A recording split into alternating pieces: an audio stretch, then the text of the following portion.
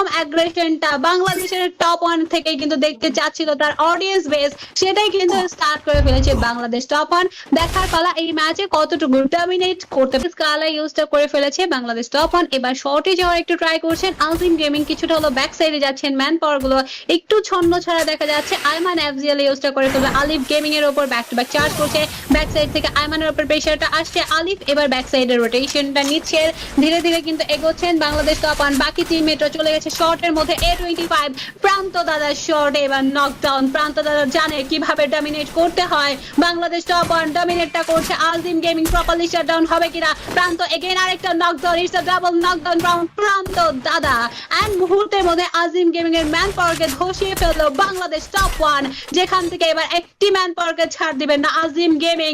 এবার তার দিকে চলে আসছে আমাদের প্রান্ত দাদা। বাংলাদেশ টপ ওয়ান টেনিসন শর্টের মধ্যে যাবেন, গ্রেনেড কুকার ট্রাই, প্রান্ত দাদা এবার শর্টে যাচ্ছে, প্রপারলি শাটডাউন #9 এ আজিম